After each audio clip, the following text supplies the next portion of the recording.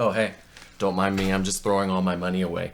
Broke people have it so easy these days. I was just looking at how many free-to-play games are out there. They're just giving them away. Why even bother spending my hard-earned cash? I've got everything I'll ever need to play.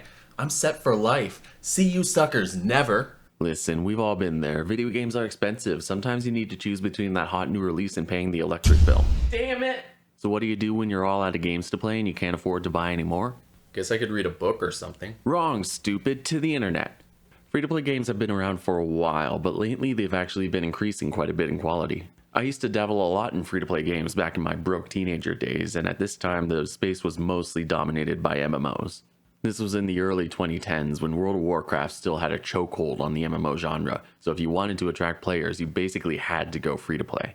Now, I'm not really into MMOs, but I did try quite a few of these back in the day, and what I discovered is that I'm not really into MMOs. Part of the problem is that most of these games were trying to be WoW, but didn't seem to understand why people liked WoW.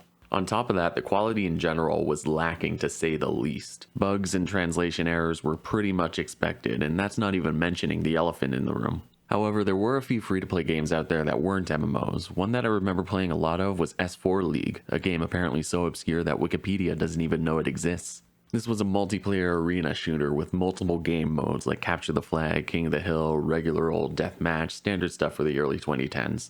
The game had a heavy anime style, which went a long way toward giving it a unique identity, and it's probably why I remember it, but Wikipedia doesn't. The servers were shut down in 2021, but it's still remembered fondly by those who did play it. For a more grounded take on the shooter genre, America's Army was a free first-person shooter developed as a recruitment tool for the US Army, but that didn't stop my Canadian ass from playing it. Beavers. It was shut down back in 2022, but during its run it was praised for the level of realism in both its gameplay and training. At least 2 players who completed the game's medical training reported using that knowledge to actually save real lives. Plus, being subsidized by the US government meant that pesky elephant was less of a problem. We're getting to that, don't worry. Now, since I've become a taxpayer, I haven't been as involved in the free-to-play space, but in recent years it's absolutely exploded in popularity. For a long time, free-to-play games were relegated to the relatively niche PC market, since getting them to console would require a physical release. However, that all changed once they infected the App Store.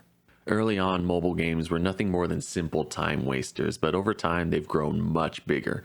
Instead of just simple mini-games, mobile games have evolved into fully fleshed games spanning multiple genres. RPGs, action games, rhythm games, but they never forgot their roots. They still love to waste your time. So many of these games just force you to wait an arbitrary amount of time for anything to happen. I don't understand why so many mobile games seem to do whatever they can to stop you from playing. Actually, I do, and I think now's a good time to mention it. This fucking stinks! These games are absolutely lousy with microtransactions. Sure, you can get by just by playing the game and taking the drip-fed rewards they give you, but you really should buy the starter pack to get a good head start, and maybe get a few diamonds or crystals or whatever, and the ads are kind of annoying, better pay to get rid of those, and don't forget to get the season pass, and boy, I sure wish I could afford food. To be fair, not every mobile game is like this. Just the ones that haven't been shut down because they're not profitable. I think most people who play these games are able to exercise a little self-control and hold back from spending too much. The problem is, for those who can't, these games are designed to keep pushing you back to the store. Now, I get that these developers have to make money somehow, but the way they've been going about it could definitely be seen as predatory. Children and people with addictive personalities especially tend to struggle with self-control when it comes to spending in these games, and it doesn't help that some of these so-called microtransactions can go for hundreds of dollars. Nowadays, not only have these free-to-play games invaded the console space, but the monetization strategies used in them have invaded full-price retail games as well. You can pay $90 for Persona 3 Reload and still have all these costumes and alternate BGM tracks to spend your money on. But hey, at least they're not making us buy the whole game again a year later, right? Hell, it might be cheaper if they did. But even when Atlas was still doing this re-release strategy, they still sold a ton of cosmetic DLC. At least they did make a good move of unlocking the DLC for the re-released version. So nice of them to bring us a glass of water after they f***ed us. And all of that is from an exclusively single-player franchise.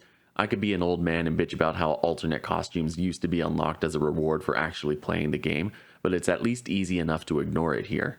When it comes to multiplayer games though, if you see everyone flaunting their fancy skins, that's where the fear of missing out starts to set in. I distinctly remember getting bullied out of a TF2 lobby back in the day because I was the only one without a silly hat. Get a load of this freak. And of course, we can't talk about free-to-play games without mentioning the most perverse mechanic to ever grace a screen. Gachapon is a type of vending machine extremely popular in Japan that randomly dispenses small collectible toys in little capsules. These toys usually come in a set with an incentive to collect them all. Alongside inspiring industry-leading creature and ball franchise Pokemon, Gachapon is also responsible for propping up the entire free-to-play business model. Since the early 2010s, gacha mechanics have been omnipresent in loads of free-to-play games, and Xenoblade Chronicles 2 for some reason. Loot boxes are a form of gacha, usually offering mostly cosmetic rewards, but in some games these also crap out consumables, weapons, and other items that give a tangible gameplay advantage. For most people though, the term gacha game conjures images of these highly stylized anime games with massive pools of playable characters. These games have you pull on the gacha system for a chance at getting a new character, or more often a bunch of random crap. These pulls usually aren't totally random. Most of these games have some kind of system that guarantees a high level reward every 10 pulls or so, and you can get 10 pulls for the low price of $20. And that's just for a chance at getting the character that you actually want. I wonder how many full games there are that cost less but are worth more. Once these gacha mechanics started showing up, it didn't take long for them to face criticism, considering they're basically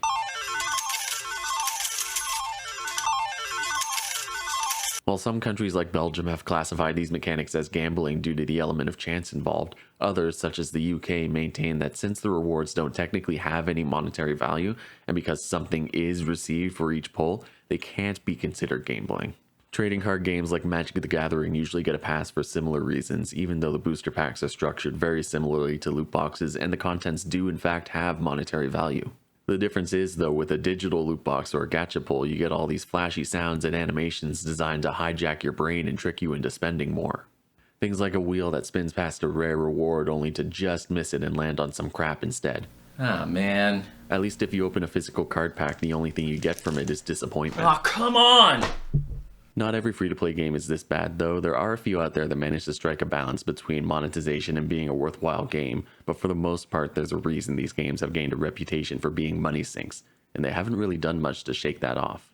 The fight rages on, but for the moment it looks like these predatory microtransactions are here to stay, which is why it's important to understand the techniques that they use to get under your skin and convince you to spend more. If you can recognize how you're being manipulated, it's a lot easier to take a step back and think before you pull out the credit card. For my part, I aim to make much more reasonable financial decisions. For example, instead of throwing all my money into the trash, I'm going to invest it in something far more worthwhile.